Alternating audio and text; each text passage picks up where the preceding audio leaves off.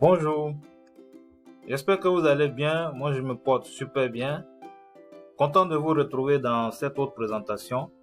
Aujourd'hui, je vais vous entretenir sur un thème très intéressant, le Directory Server dans l'écosystème 3D Secure 2.0.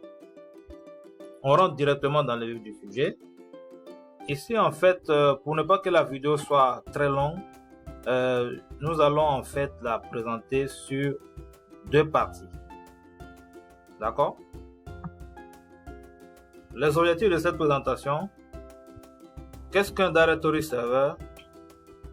Les différents types de Directory Server, le rôle d'un Directory Server 3D Secure 2.0 et pour finir, les prérequis qu'il faut en fait pour l'implémentation d'un écosystème 3D Secure 2.0. Qu'est-ce qu'un Directory Server? Il faut savoir qu'un Directory Server, c'est un composant central de l'écosystème 3D Secure qui est maintenu en général par un réseau de paiement, en l'occurrence GIM, Visa et Mastercard, etc. Et il authentifie en fait les requêtes du serveur 3D Secure. Il vise également à s'assurer que la requête est valide et que le demandeur est déjà connu dans la plateforme du réseau de paiement. D'accord? Le DS permet également de router les transactions 3DS à l'ACS de l'émetteur. Et comme principal rôle, il faut savoir que le Directory Server sert de référentiel central pour le stockage et la gestion des informations. Et quel type d'informations? Les profils, les privilèges d'accès aux applications et aux ressources du réseau. D'accord? Il faut savoir qu'il y a 4 types de Directory Server. Le Directory Server Cache, le Directory Server orienté tâche, le Directory Server orienté sortie et le Directory Server système. D'accord? Le Directory Server orienté cache permet de stocker les ressources utilisables par les services afin d'optimiser la vitesse d'affichage. D'accord? Le Directory Server tâche enregistre les fichiers temporaires et les informations sur les tâches et résultats en cours. D'accord? Quant au Directory Server de sortie, ce dernier en fait stocke les fichiers temporaires requis par le serveur afin d'y afficher ou publier les informations. Et enfin, le Directory Server System permet de gérer les informations nécessaires à la gestion des services. D'accord? Maintenant, ici, je vais vous donner quelques notions importantes pour mieux cerner le Directory Server 2.0. Et avant de vous donner ces quelques notions-là, je voulais en fait vous balayer rapidement les différents types d'authentification forte qu'on peut avoir. Il faut savoir qu'il y a 3 types d'authentification forte du porteur. Il y a l'authentification forte orientée facteur de connaissance, l'authentification forte du porteur orientée facteur de possession, d'accord, et orienté facteur d'inhérence, c'est-à-dire intrinsèque à la personnalité, à la personne même du porteur, d'accord. Comme le montre la figure, donc à ce niveau, on a le knowledge factor, ce que en fait le facteur de connaissance, ce que vous connaissez, ce que le porteur connaît.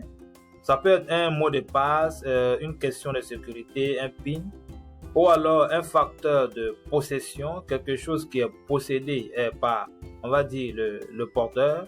Ça peut être un téléphone, une carte à puce ou un matériel de génération de tokens. Et enfin, un facteur d'inhérence, un facteur intrinsèque à la personne même du porteur.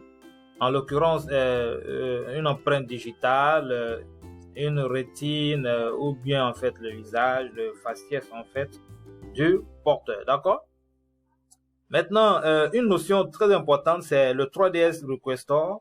C'est la partie en fait qui est à l'origine de la demande d'authentification 3D Secure, d'accord? Il faut bien le comprendre. 3DS Requestor, c'est celui-là même la partie qui permet, la partie en fait du 3DS Server qui permet d'initier la demande d'autorisation. On a également une autre notion, un module, le 3DS SDK.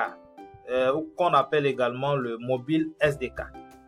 C'est un logiciel qui est intégré dans une application mobile et qui permet d'authentifier le porteur, d'accord?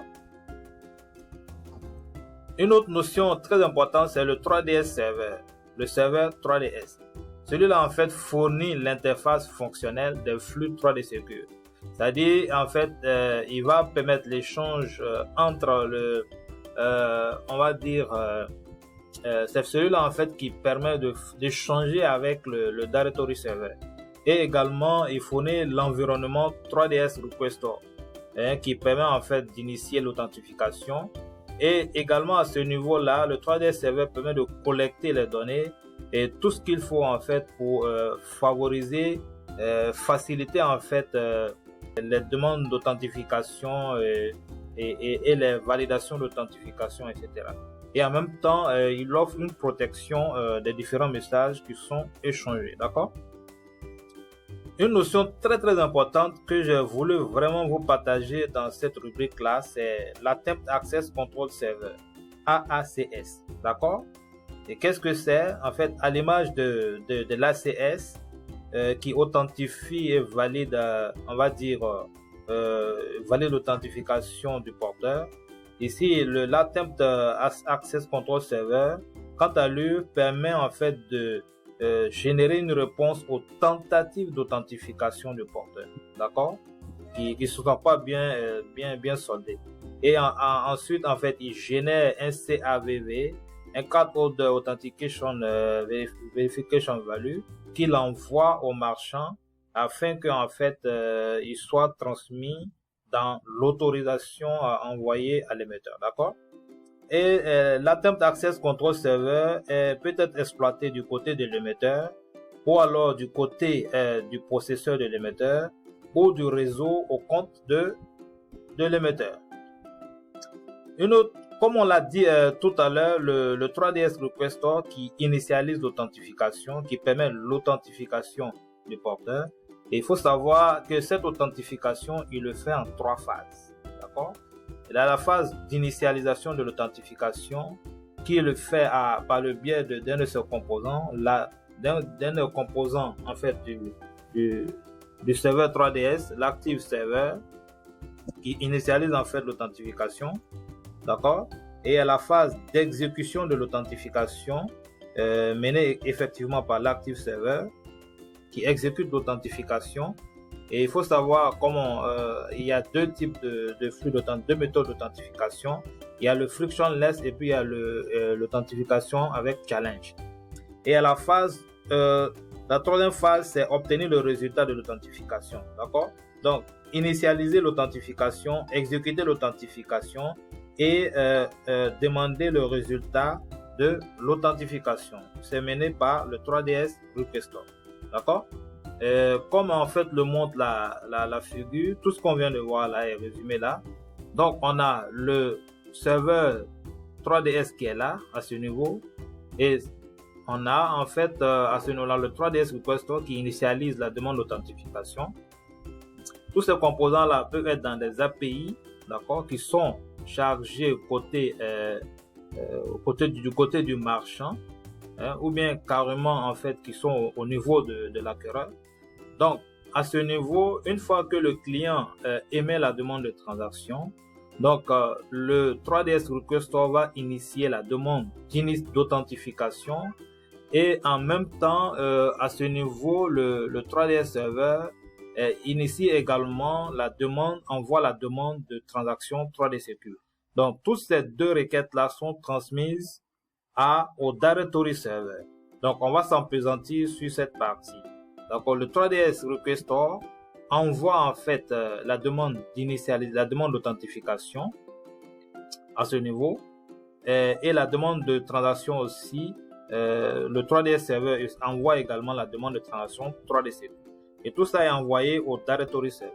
Le Directory Server à son niveau va vérifier en fait s'il y a à son niveau une tranche de carte à laquelle appartient le bin qui a été utilisé, la carte qui a été utilisée. Donc, une fois qu'il repère une tranche qui en son sein, il va vérifier quel est l'ACS qui est rattaché à cette tranche-là. Et quand il retrouve l'ACS, c'est en ce moment en fait qu'il va router la transaction à l'ACS de l'émetteur. D'accord? Donc, une fois à ce niveau, l'ACS de l'émetteur maintenant va faire la vérification du porteur, il va authentifier le porteur de la carte. Et c'est ça qu'on appelle le mode challenge. D'accord?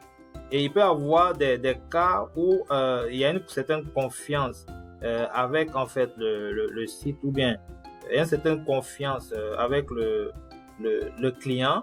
Et donc, il n'y a pas d'authentification qui se fait au niveau du porteur. Donc, c'est ce qu'on appelle le frictionless. Donc, une fois que l'ACS a le résultat de l'authentification, donc il y a le retour qui se fait par rapport au résultat de l'authentification et en même temps le retour de la demande de transaction 3D Secure. Tout ça revient au niveau du Directory Server qui est très important à ce niveau et qui va en fait router la transaction au serveur 3DS.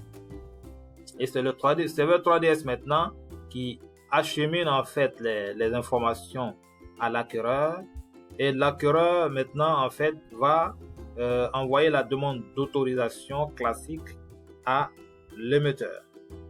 Donc l'émetteur après va répondre à l'acquéreur. Donc ça suit le schéma classique que nous connaissons tous. D'accord? Donc c'est un peu présenté en fait tout ce qu'on vient de vous donner là. La prochaine étape en fait de cette présentation, c'est le rôle du Directory Server dans un écosystème 3D Secure 2.0.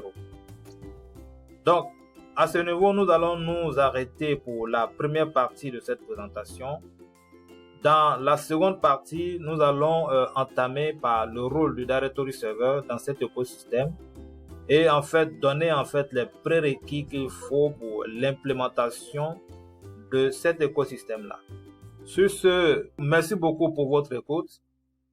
On se dit à la prochaine pour la seconde partie. Bye.